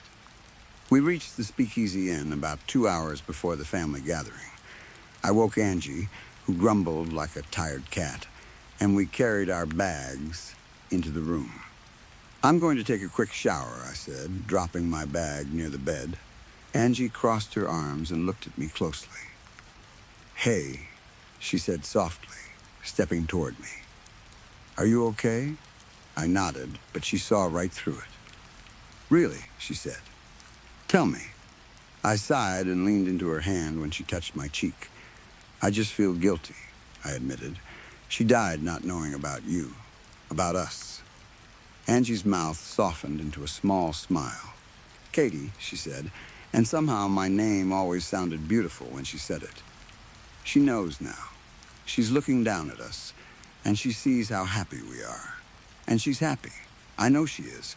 I wanted to believe that too." I gave her a small smile, kissed her, and rested my forehead against hers. "I love you," I whispered. "I love you too," she said, patting my back gently. "Now take your shower. I'll get ready." The shower felt amazing. The hot water ran over my skin, and for a few minutes I imagined it washing away the guilt. I imagined it circling the drain and leaving me forever. Steam filled the bathroom, and I stood beneath the water with my eyes closed, breathing slowly.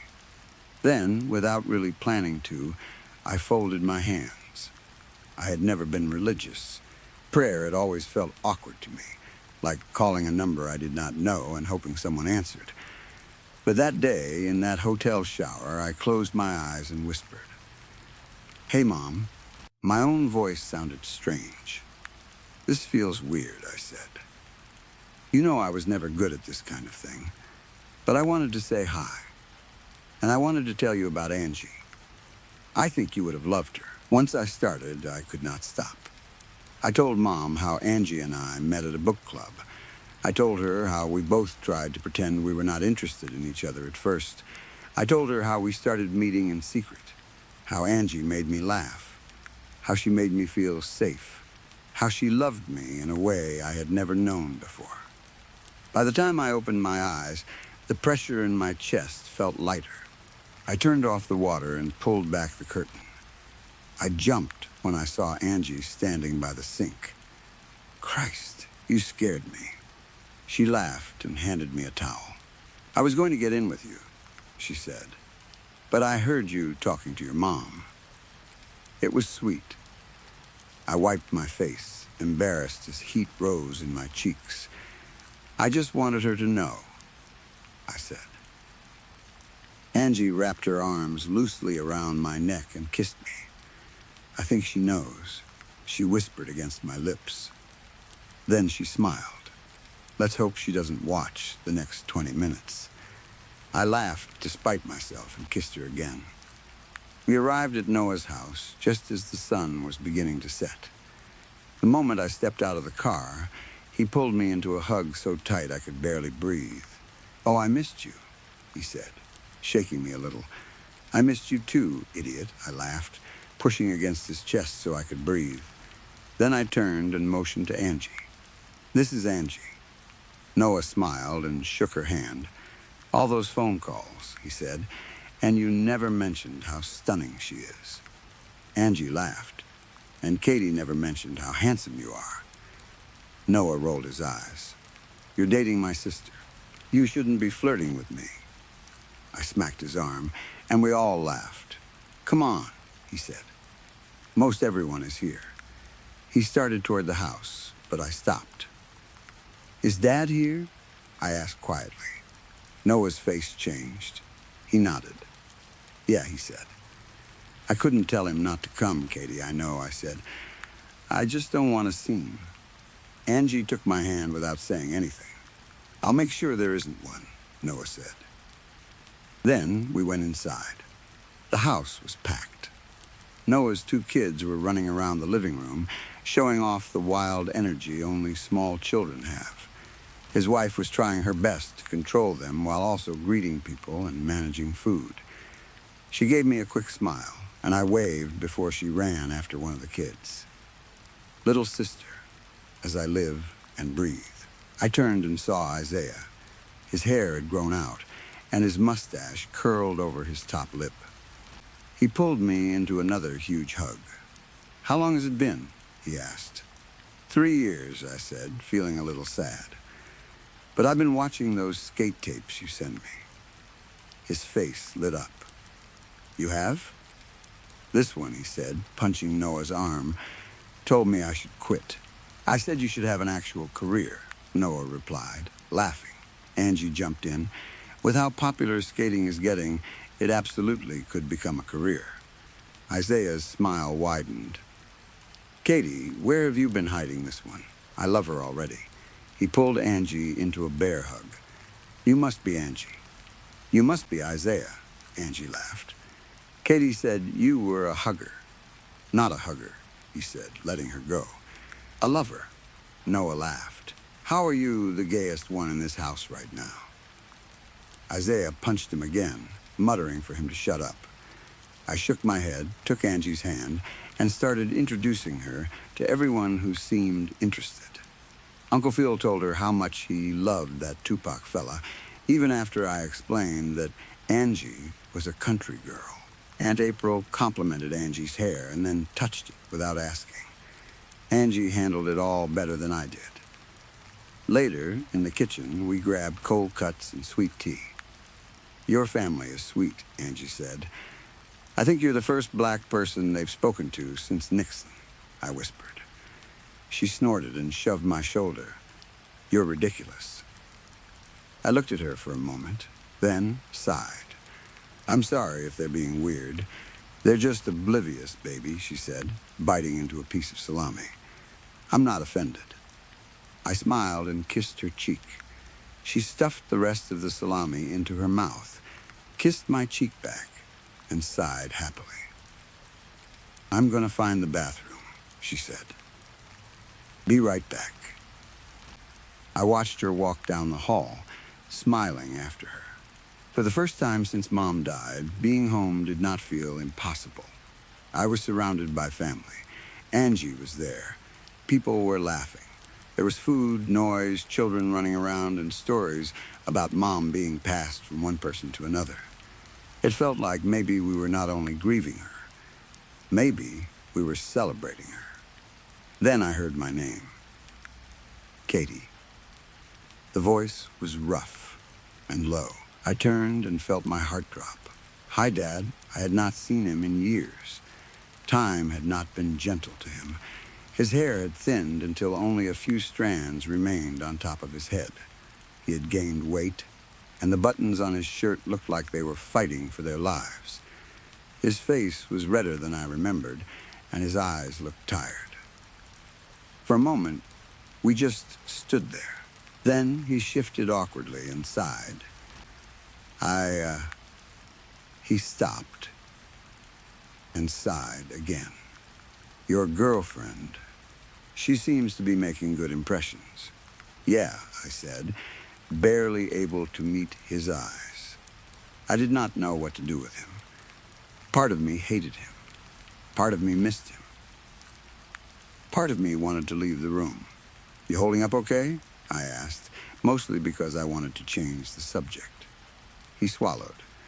Divorce doesn't make death easier, he said, his voice shaky. I loved your mother, despite everything. I'm going to miss her.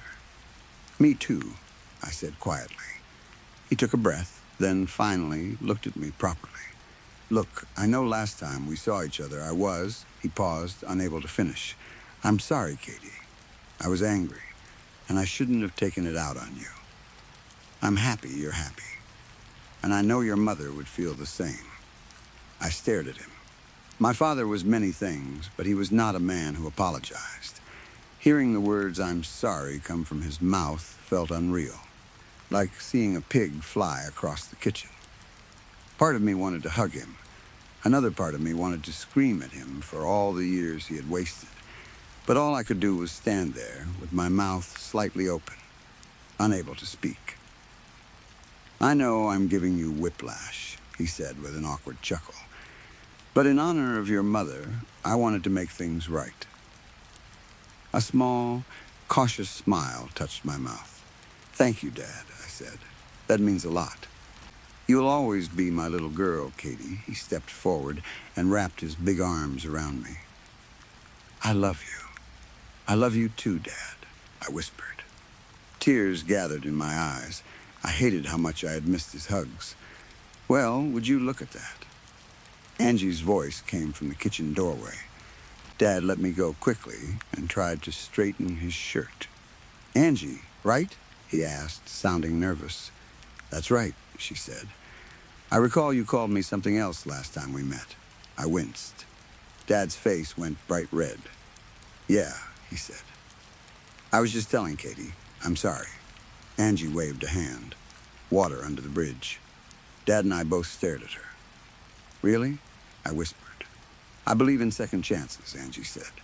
So, Big Bill, what do you say? Fresh start? Dad looked at her for a moment, then nodded and shook her hand. Fresh start. After that, the evening flowed smoothly. Noah's kids showed me every picture they had colored that month. Isaiah forced Angie to take a few Bad Religion CDs back home with her. Dad and I talked quietly about Mom's final months, and for once the conversation did not hurt as much as I expected. It felt normal, natural. When Angie and I finally left, the night air had cooled, and the moon lit the neighborhood in pale silver. We were among the last to go. I had not realized how much I missed everyone until I found myself unable to leave. Is your hotel good enough? Noah asked. I can make Anna sleep with Michael tonight if you want the extra room. We're fine, I said, smiling. But thank you. It was nice seeing everyone again. I haven't been home in so long. Noah's smile faded a little. I hope Paulie didn't offend you or Angie. I frowned. Why would he? Noah's face flushed. He had some colorful things to say about you and Angie. My fists tightened. What did he say? Noah opened his mouth, but Angie spoke before him. Not important. She said it with the same smile that never seemed to leave her face. Whatever anyone has to say doesn't change a damn thing. She kissed my cheek, gently opened my clenched fist, and took my hand. Noah smiled. She's a keeper, Katie. Good for you. I know. Angie called, already walking toward the car. Come on, I need to shower. I laughed, shook my head, and hugged Noah. Thanks for everything, I said quietly. Anything for you, he whispered. I don't care what anyone says. You're still part of this family. And Angie is too. I smiled and pulled back. I'll see you at church tomorrow. We went back to the hotel and fell asleep quickly. 10 hours of driving and 4 hours of talking to nearly every person I shared blood with had drained both of us. The room was too cold because of the air conditioner, but we were too tired to figure out how to turn it down. Angie and I slept wrapped around each other. At 3:30 in the morning, I woke up. At first, I did not know why.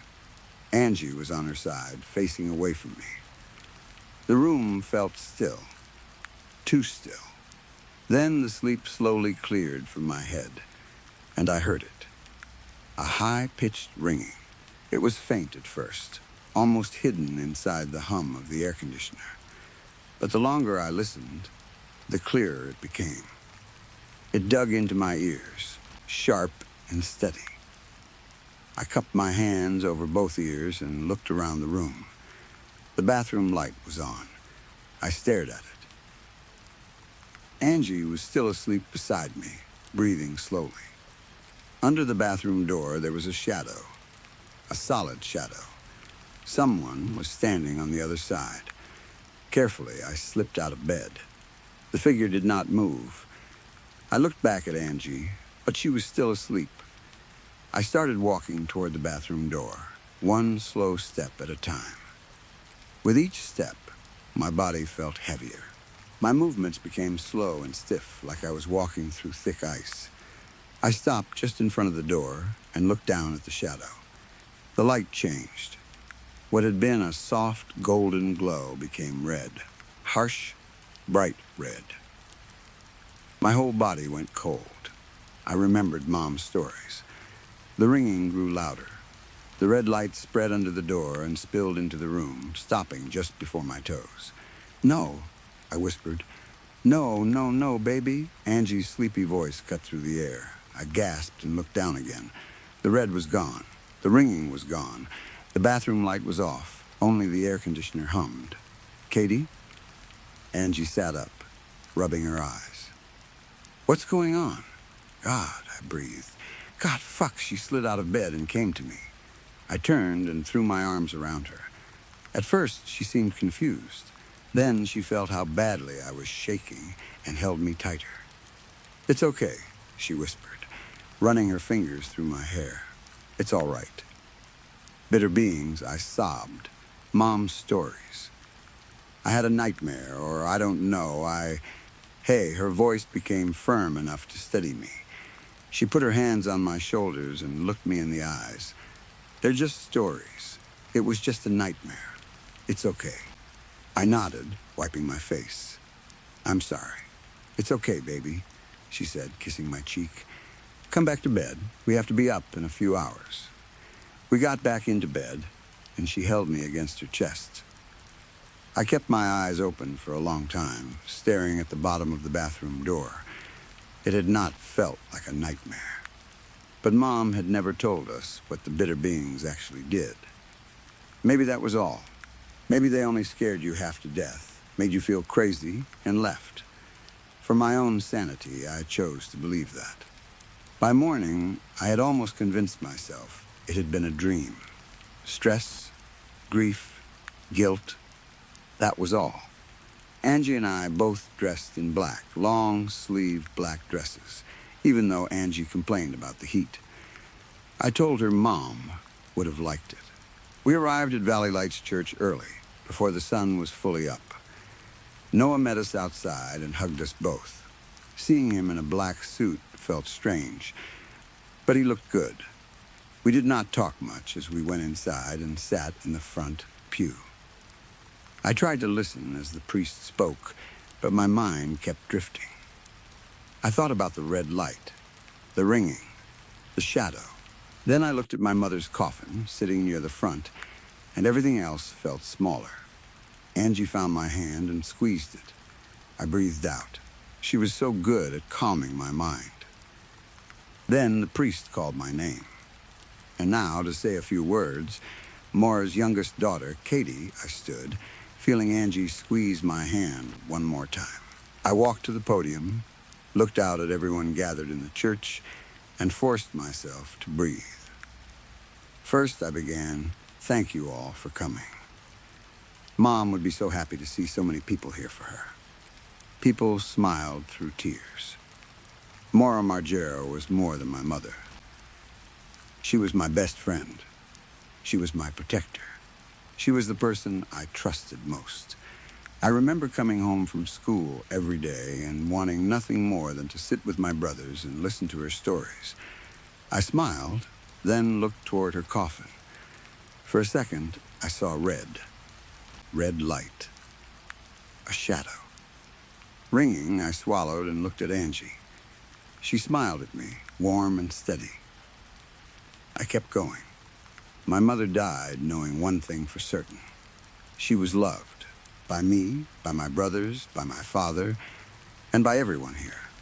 And I like to believe she knew she would be loved by people she had not yet met. I let my eyes drift to Angie for a second, then looked forward again. We are not here only to lay my mother to rest. We are here to keep her memory alive. We are here to carry her stories with us. So let us tell those stories. Let us remember Maura Margera. Let us cherish her. Let us love her. Tears filled my eyes as applause rose through the church. "Thank you," I managed. When I sat down, Angie kissed my cheek. "That was beautiful," she whispered. I just hope she would have liked it. I know she would have. The rest of the service passed in a blur of tears, laughter, and memories. For a while, I felt at peace. Afterward, as people left the church, I stood on the stairs and accepted condolences until my face hurt from polite smiling. Then Paulie came down the steps. "Katie," he said, giving me a small smile that soured when his eyes landed on Angie behind me. That was a beautiful speech. "Thank you, Paulie," I said tiredly. "Your mother would have loved it," he said.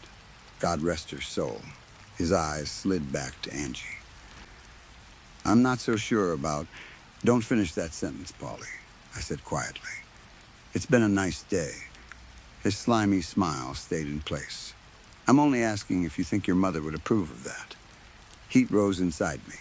"Get the fuck away from me," I whispered. His eyes widened.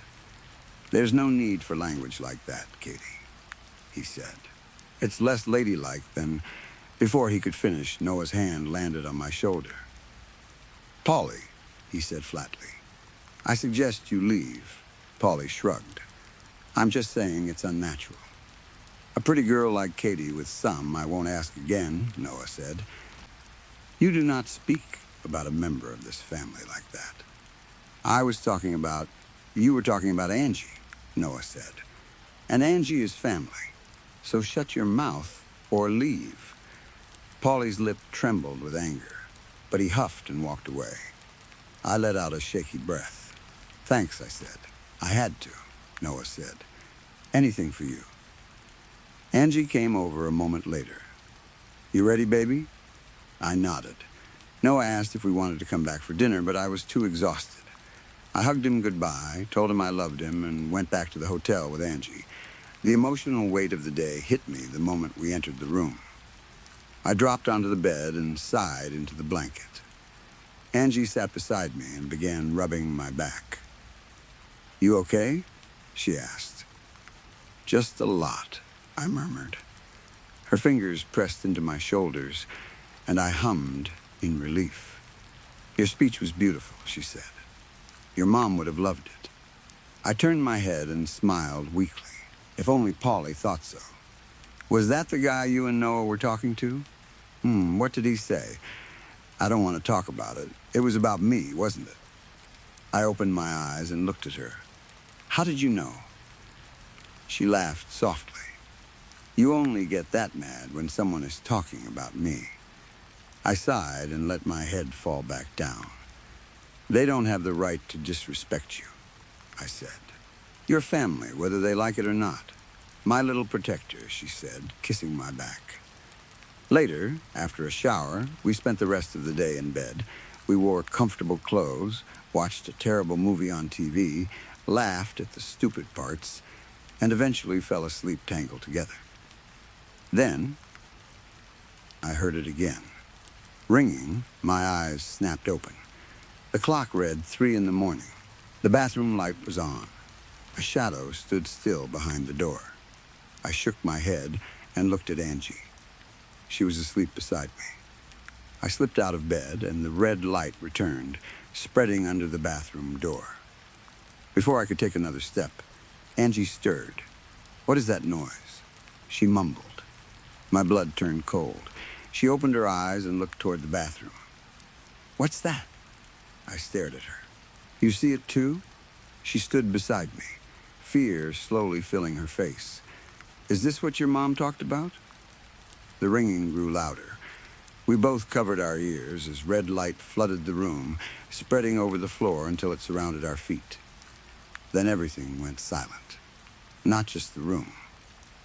My mind. I tried to turn my head, but I could not move. I tried to lift my arm, bend my fingers, move my toes, anything. Nothing worked.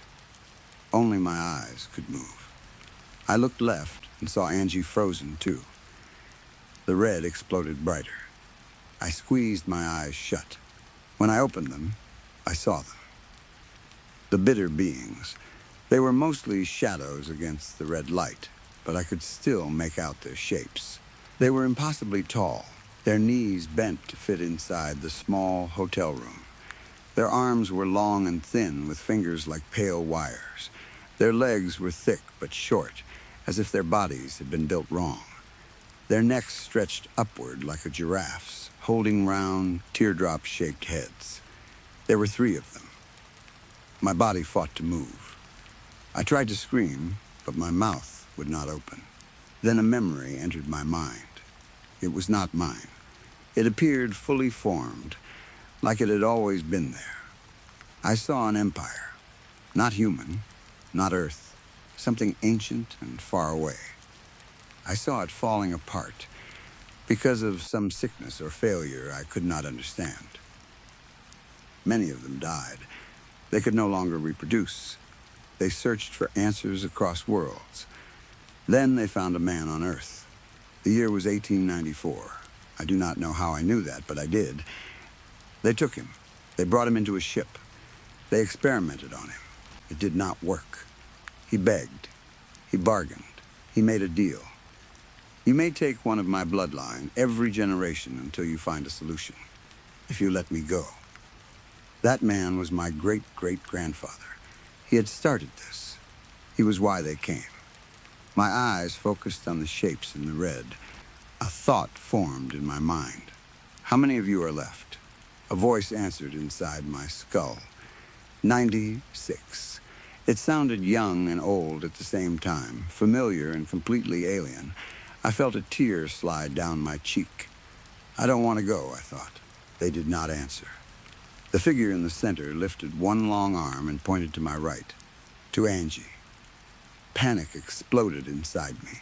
No, you can't. She's not blood. That was the deal. The figures stayed still. Then the voice returned. She is family. I wanted to throw myself at them. I wanted to fight, bite, claw, do anything. But my body would not move. "No, it is decided," they said. "She is to come with us." The central figure bent its finger slightly. Angie moved, but not like Angie. Her body stepped forward in stiff, controlled movements. Her face was blank. She walked into the red light and stood beside them. "No," I begged inside my mind. "Take me. Please take me. I'm blood. Don't take her." One of the beings placed a hand on Angie's shoulder. In the blink of an eye, they vanished. More tears streamed down my frozen face. Only I and the central figure remained in the red room. It studied me for a moment. Then the voice spoke again. "Any memory of her will be wiped from humanity. You will no longer feel pain." "No," I thought, pushing the word as hard as I could through my mind. "I can't forget her. Please." The being stood still. "You will suffer. I don't care," I thought. "Please, I can't forget her." I closed my eyes. The red still burned through my eyelids. Silence stretched for what felt like hours. Then the voice returned. This is unprecedented. Another long silence, as you wish. The red vanished. My body gave out. I fell to my knees and sobbed so hard I could barely breathe. I was alone. No red light. No ringing. No bitter beings. No Angie. When I finally stopped crying, I looked around the room. Her luggage was still on the floor. Her clothes were still scattered around the room. I picked up one of her shirts, hugged it to my chest, and breathed in the faint trace of her scent. "I'm sorry," I whispered. "I'm so sorry." I went home a day early. I stopped at Noah's house before leaving town. Not once did he ask where Angie was. His wife did not ask. His children did not ask. Dad never mentioned her. It was as if she had never come with me at all. Angie Zane no longer existed. Her sister had always been an only child. Her college records were gone. Her job had never heard of her. There were no photos, no social media pages, no documents, no trace. I was the only person on earth who remembered the woman named Angie Zane. It has been more than 20 years since that night. Since then, I fell in love again. We married in secret, and with the help of a donor, we had a beautiful baby girl. I am a wife now. I am a mother. But I have never forgotten Angie. I remember her laugh. I remember her endless smile. I remember her curls, her lips, her hands on my skin. I remember the way she said my name. I remember how safe I felt when she held me. Noah's children never heard about the bitter beings. Neither did Isaiah's children. Neither did mine. The bitter beings never came back. And still, every night before bed, I walk out to the front porch and sit on the swinging bench. I look up at the stars. I whisper her name. I pray to hear that ringing again. I pray to see that red light one more time. It never comes. "Mom?" My daughter's voice came from the front door. My eyes stayed on the stars. "Yes, sweetie? Can I go out tonight? Jane and I just want to go to the movies." I smiled and turned to look at her. Her brunette hair fell past her shoulders in soft waves. Her green eyes sparkled in the porch light. She had the most beautiful smile I had ever seen. "Sure, honey," I said. "Don't be out too late." "Thanks, Mom." She squealed. "Love you. I love you, Angie." I called as she ran back inside. Then I looked up at the stars again and whispered it one more time. "I love you, Angie."